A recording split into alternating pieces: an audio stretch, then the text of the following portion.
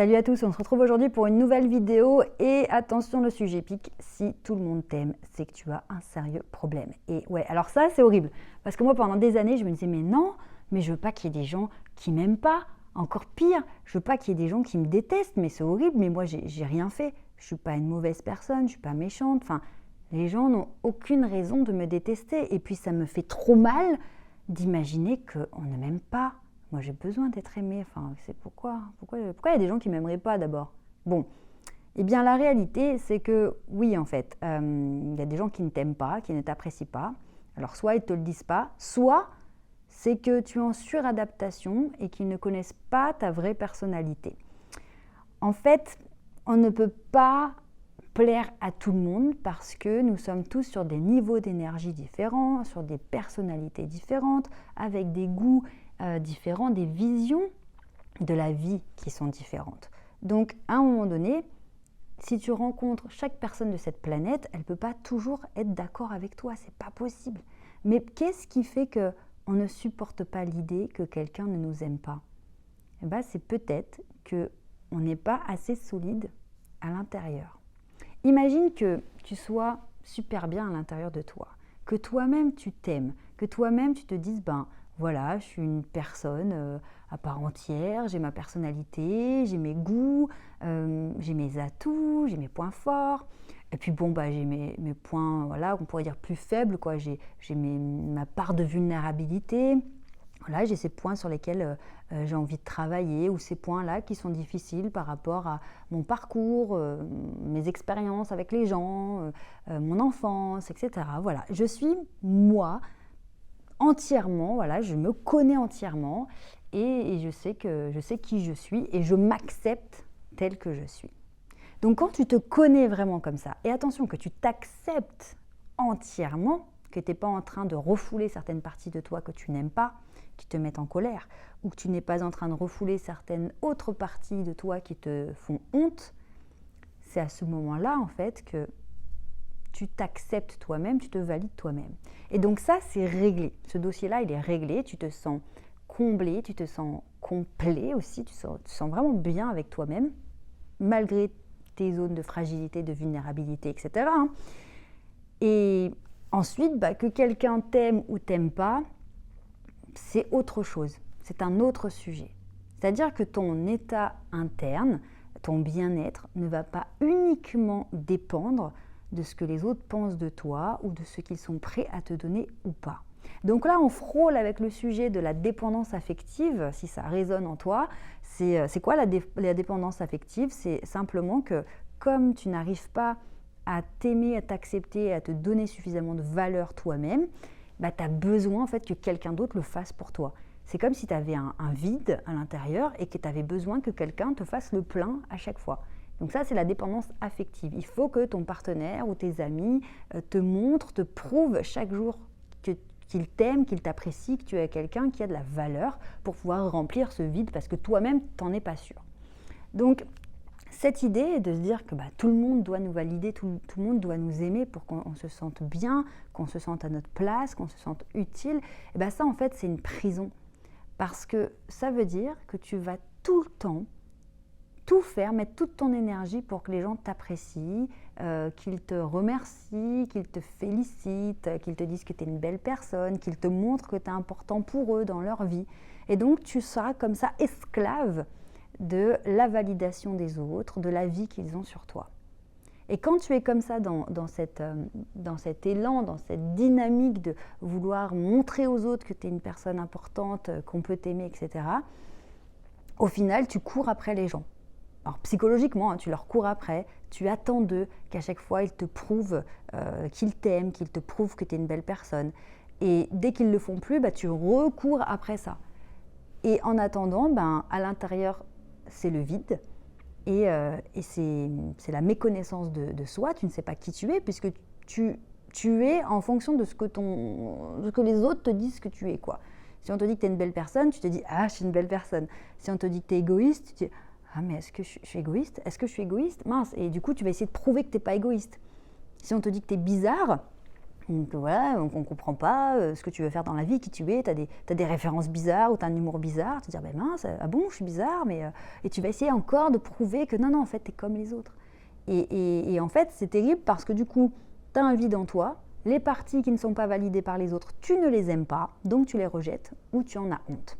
Et donc, il y a une espèce de combat interne qui se passe à chaque fois. Tu as honte de toi, tu es en colère contre toi, tu t'aimes pas, tu te détestes. Puis dès qu'on te donne 2-3 miettes, tu dis « Ah oui, oui, oui, en fait, je suis une belle personne. Ouh, ça va mieux. » Puis dès qu'il y en a plus, ça va plus. Donc, vraiment, ça, c'est une catastrophe de se dire que tout le monde devrait nous aimer. Et pourquoi on pense ça? Encore une fois, c'est un truc qui a été ancré dans notre système. On a été formaté.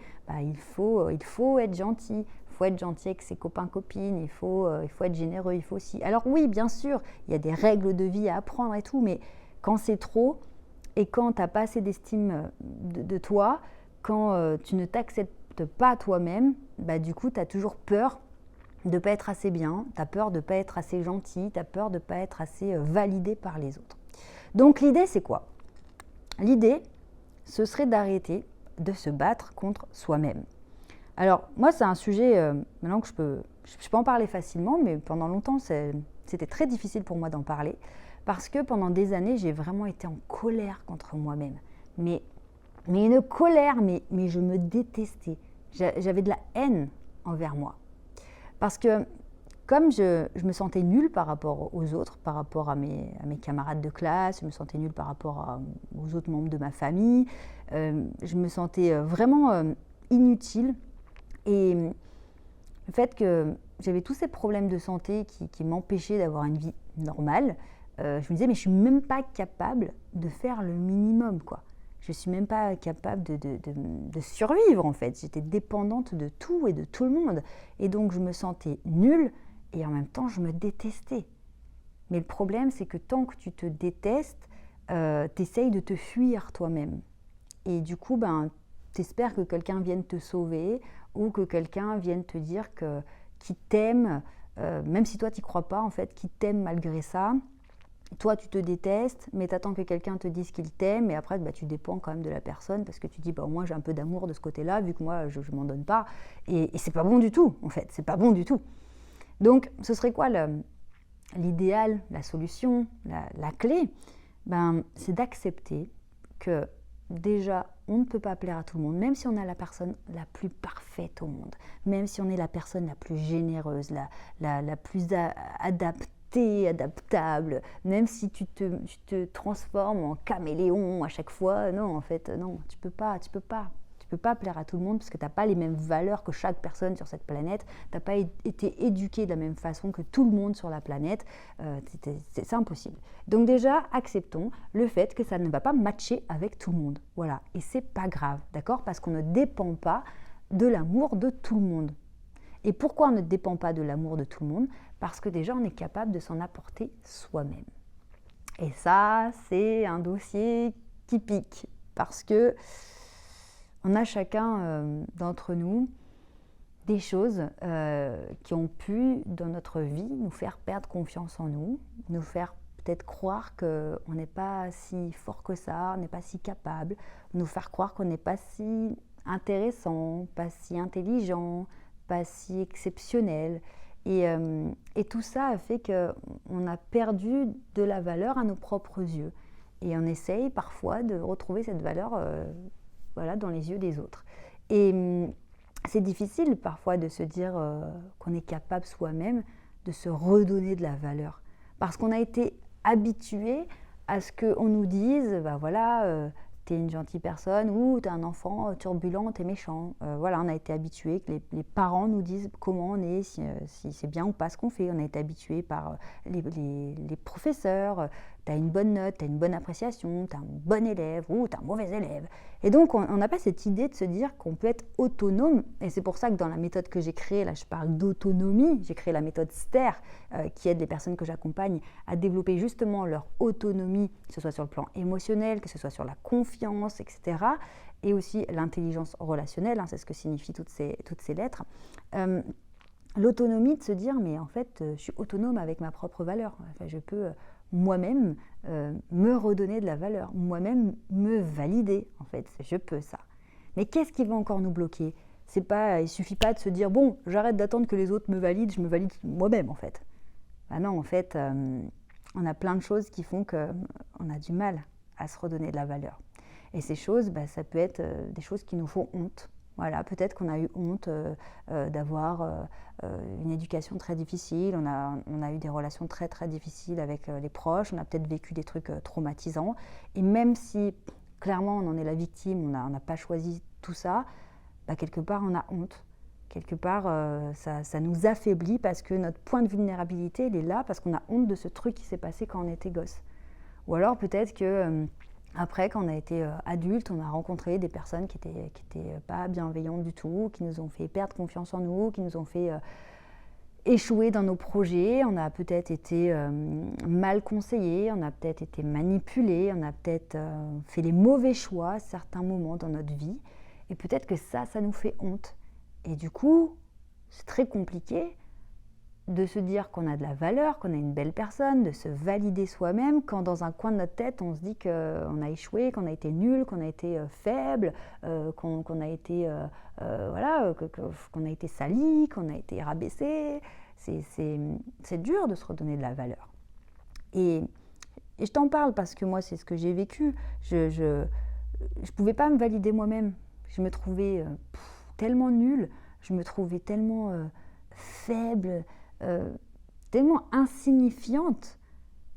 Comment je pouvais me dire que j'étais une personne extraordinaire, parce qu'il y a une autre vidéo sur la chaîne où je t'explique que le succès est réservé aux personnes extraordinaires. Je t'invite à aller la voir parce qu'elle est vraiment puissante. Comment je pouvais me dire, moi, que j'étais une personne super, que j'avais plein de choses à apporter aux personnes qui allaient me rencontrer, que ce soit les personnes qui me côtoient au quotidien, mes proches ou les gens que je rencontre. Comment j'aurais pu me dire que j'avais quelque chose à apporter aux autres quand moi-même, je me trouvais sans aucun intérêt. Et pire que ça, je pensais que j'étais un boulet en fait.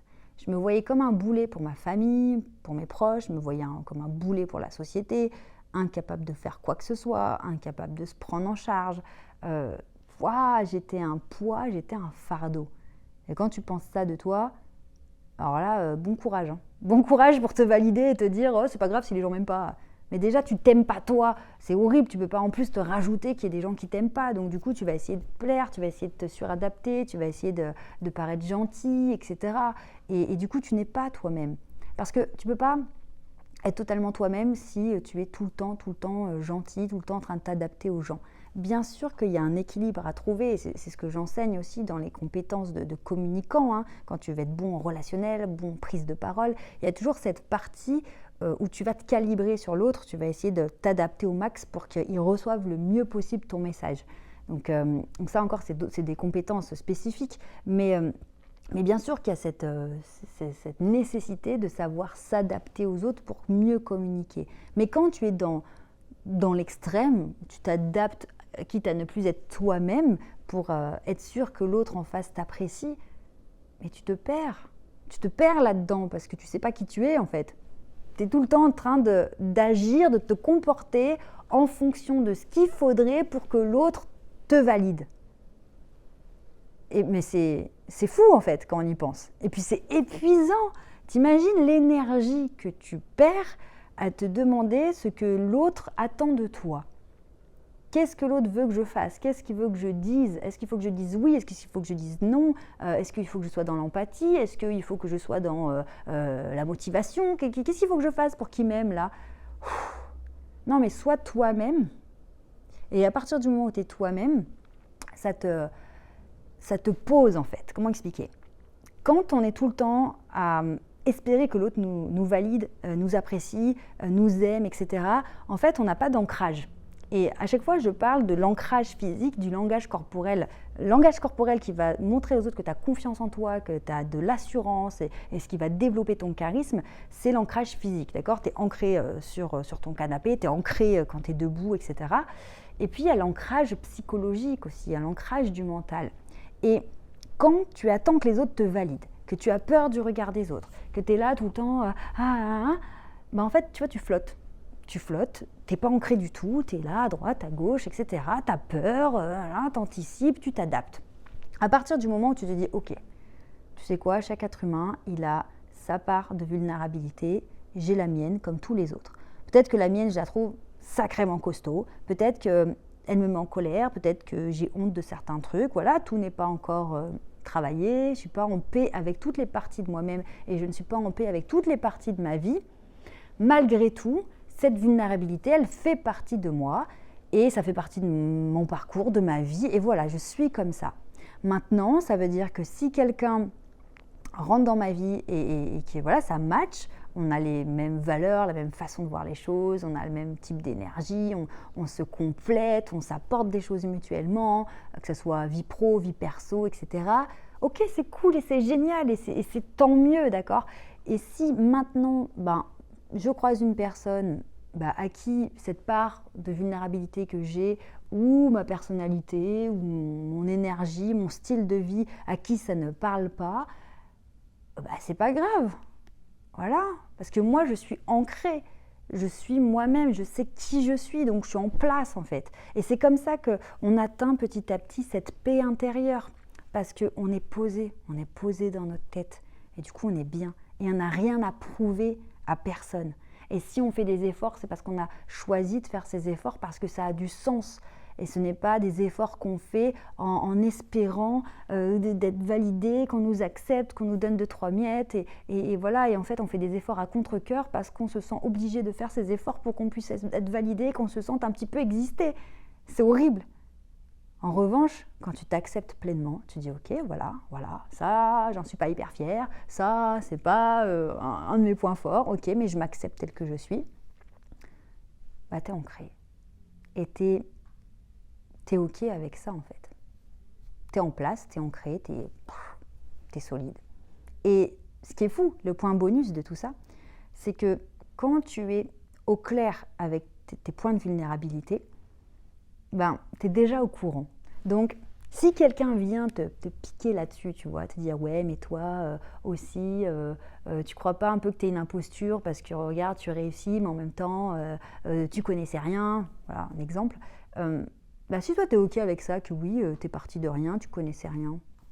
Il t'apprend rien, le gars qui te dit ça. Hein. Tu dis oui, je sais, je suis au courant. Je suis au courant que tu peux éventuellement imaginer que je suis une imposture parce que je suis partie de rien, mais moi je sais qui je suis, je sais ce que j'ai réalisé, je connais mes compétences, mon expertise, mes progrès, j'ai en tête tous les échecs que j'ai vécus qui m'ont fait grandir et voilà. Après que toi tu penses ça de moi, ça te concerne toi en fait. C'est toi et ta pensée. Mais moi, je suis au clair avec qui je suis. Donc, tu viens rien m'apprendre en fait. Quand tu essayes de me déstabiliser en me disant que je suis une imposture, non, c'est ta façon de voir les choses. Mais moi, je suis au courant de ce point de vulnérabilité qui est peut-être par rapport à d'autres personnes. Je suis partie de zéro, etc. Nanana. Tu m'apprends rien là. En revanche, imaginons que tu sois gêné. Tu dises, voilà, moi, je suis entrepreneur, je suis coach, je suis formateur. Mais j'ai un peu honte parce que j'ai pas fait telles études, ou je viens pas de tel milieu, je sais pas trop, je me sens pas trop légitime. Tu vois, le fameux syndrome de l'imposteur.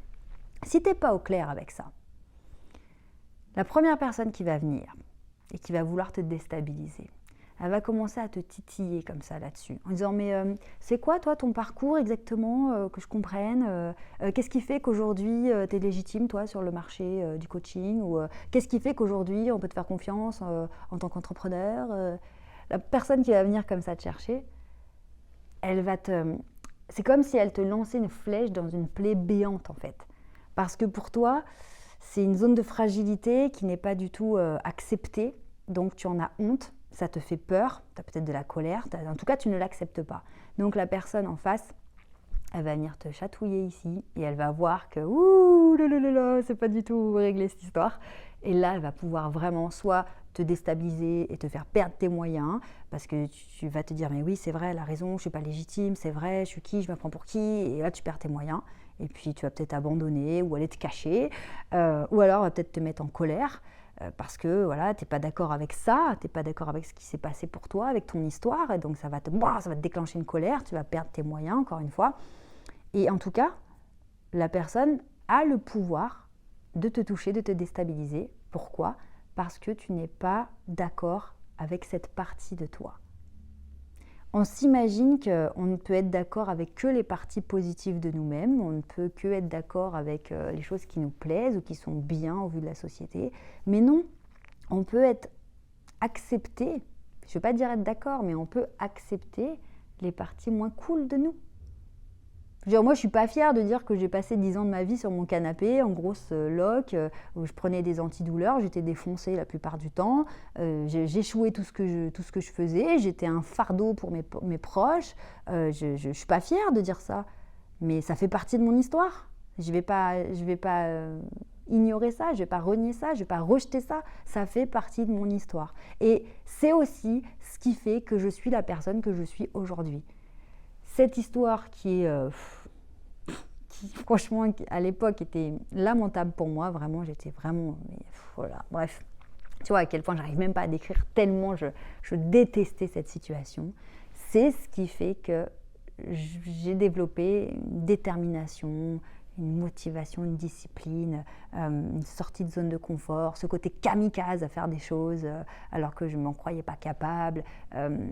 C'est ça qui m'a permis de construire tout ça. Donc aujourd'hui, plutôt que d'essayer de plaire à tout le monde, ce serait peut-être de se dire comment je peux m'accepter déjà moi-même. Et pour te dire à quel point je partais de loin, je me suis pas dit, tu sais, ce fameux jour où je me suis dit, bon, vu que j'arrive pas à avoir une vie classique, il va falloir que je me construise un truc de fou parce que je suis vraiment mal barrée, etc. Je me suis dit, tu sais quoi, je vais péter tous les codes, je vais essayer de faire quelque chose. Voilà, je vais essayer de faire quelque chose.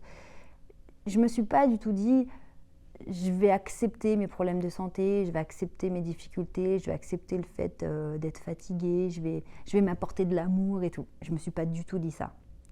Je me suis dit, et vraiment, c'est comme ça que je l'ai vécu, étant donné que ça fait 10 ans que je me déteste, étant donné que ça fait 10 ans que je suis en colère contre moi-même, que je suis en combat intérieur, et que je réalise que 10 ans après, ça n'a pas avancé, je peux peut-être imaginer d'essayer autre chose. Et je me suis dit, étant donné que se détester, ça n'a rien donné, je peux peut-être essayer éventuellement de me tolérer. J'ai pas dit que j'allais m'accepter, encore moins que j'allais m'aimer. Pour moi, c'était impossible. Jamais dans ma vie, j'aurais pu m'aimer, étant donné ce que je vivais, étant donné ce corps tout pourri, tout malade que j'avais. À quel moment j'allais pouvoir m'aimer? C'était pas possible. Donc je me suis dit, bon, vu que je vais droit dans le mur en me détestant, va peut-être falloir que je fasse un petit peu de collaboration avec moi-même. Mais c'était vraiment timide, quoi. J'avais pas du tout envie, quoi. Et du coup, je me suis dit, bon, je vais me tolérer parce que comme je veux passer à l'action, j'ai pas d'autre choix que d'essayer de m'encourager un peu et de faire équipe avec moi-même. Et c'est pour ça que je passe mon temps à dire à mes clients, faites équipe avec vous-même, mais soutiens-toi, encourage-toi, arrête de mal te parler, arrête de te maltraiter, parle-toi correctement. Est-ce que tu tolérerais que quelqu'un t'insulte toute la journée? Est-ce que tu tolérerais que quelqu'un te dise « mais t'es nul, mais t'es bête, ah mais t'es ridicule ?» Non, alors fais équipe avec toi-même. Et j'ai commencé à me tolérer, enfin j'essayais de me tolérer, c'était vraiment une galère. Et je me suis dit « ouais, en fait, ça marche plutôt bien. Ok, j'aime pas ci, j'aime pas ça chez moi, mais en attendant, quand je fais équipe avec moi-même, j'arrive à avancer. » Et donc c'est comme ça que petit à petit, j'ai fait équipe avec moi-même. J'ai commencé à avancer. Et quand tu commences à avancer, tu prends confiance en toi. Et c'est ça qui est génial. C'est que la confiance en soi, ça vient avec le passage à l'action. Tant que tu fais rien et que tu es énervé contre toi, non, tu ne peux pas avoir confiance en toi parce que tu n'as pas idée de ce que tu es capable de faire. Quand tu commences un petit peu, tu dis écoute, ça avance un petit peu. C'est pas fou, mais ça a le mérite d'avancer. Et donc, tu commences de plus en plus à collaborer avec toi, de plus en plus à te coacher toi-même, à te motiver, à te réconforter, à te dire tu sais quoi, on va y arriver, ouais, on y est, on y va, on continue. Et petit à petit, en fait, tu te soudes avec toi-même et tu te soudes avec toutes les parties de toi-même. Et c'est ça qui fait l'énorme différence. Ça veut dire que tu vas te souder avec les parties qui te faisaient honte, tu vas te souder avec les parties que tu détestais, tu vas dire écoute, je prends le package, allez, de toute façon on est là pour avancer, c'est vrai que tu as galéré, c'est vrai que tu ressemblais à rien, c'est vrai que tu avais honte de toi-même, c'est vrai qu'il y a plein de trucs que, allez, c'est pas grave, on se met ensemble et on avance. Il n'y a qu'à partir de ce moment-là que tu vas vraiment avancer et il n'y a qu'à partir de ce moment-là que tu vas t'en foutre de plaire à tout le monde. Alors évidemment, quand quelqu'un va te faire un sale commentaire, si quelqu'un me fait un sale commentaire sous cette vidéo, bien sûr que ça va me piquer un peu. Je veux dire, on est des êtres humains, c'est normal. Et en plus, on a ce biais dans le cerveau qui fait que chaque chose négative nous est montrée 10 fois plus que chaque chose positive. Pourquoi? Parce que c'est un réflexe de survie. Si on te montre que les choses jolies et agréables dans la vie, premier truc, tu vas te le prendre en pleine tête parce que tu n'as pas été vigilant. Donc il y a ce réflexe de vigilance qui fait que chaque chose négative, à chaque fois que quelqu'un va te rejeter ou va te montrer qu'il t'aime pas, ça va te faire beaucoup plus mal que 10 autres personnes qui te disent qu'elles t'adorent. C'est normal, ça fait partie de notre fonctionnement pour la survie. Mais en attendant, quand tu fais vraiment main dans la main avec toi-même, que tu te prends en entier, que tu n'es pas là à négocier, oh non, ça j'en veux pas. Non, tu prends tout en fait. Tu prends tout le package, tu prends tout et tu avances. Et là, ça change tout. Là, tu deviens ancré mentalement, tu deviens ancré physiquement, tu as beaucoup plus confiance en toi, tu as beaucoup plus de charisme, de leadership, tu as beaucoup plus de respect en face. Et pourquoi aussi tu es plus respecté? Parce que les gens, ils sentent que tu t'en fous, qu'ils te valident, qu'ils ne te valident pas, tu t'en fous parce qu'il n'y a qu'une seule personne qui peut te valider, c'est toi-même. Et quand toi-même tu te valides, quand toi-même tu es aligné avec tes valeurs, ta personnalité, tes objectifs, peu importe qui tu vas croiser. Si c'est le match, c'est parfait, on kiffe. Si c'est pas le cas, c'est pas grave, on continue d'avancer et on trace. Donc, commence à faire équipe avec toi-même. Arrête de passer ta vie à t'adapter aux autres, à attendre qu'ils te donnent des miettes d'amour ou de validation. Commence vraiment à t'accepter tel que tu es pour aller chercher la personne extraordinaire que tu es au fond de toi. Je te rappelle que j'ai créé un test pour te permettre de te jauger sur le niveau de charisme que tu as. Si ton objectif c'est de développer ton charisme pour ton projet professionnel, etc., tu peux télécharger ce test, il est totalement gratuit. Tu cliques sous cette vidéo, il y a un lien et tu pourras le télécharger. Aussi, si tu es toujours là à la fin de cette vidéo, d'ailleurs j'en profite pour te féliciter parce que vidéo quand même assez longue, donc si tu es là jusqu'à la fin, c'est que vraiment tu persévères, donc bravo à toi. Je vais aussi te dire que là, tu vois, je tourne chez Cocoon Space, qui est mon partenaire, qui m'accueille dans ses locaux. Et donc, si toi aussi tu veux bénéficier de ces salles de réunion en plein cœur de Paris ou de Lyon, eh bien, tu cliques sur le lien sous cette vidéo et grâce à mon code promo, tu as 1 heure offerte. Donc, clique bien sur le lien sous cette vidéo, réserve ta salle de réunion chez Cocoon Space et mets bien le code promo. Et on se retrouve très bientôt pour d'autres aventures. Ciao!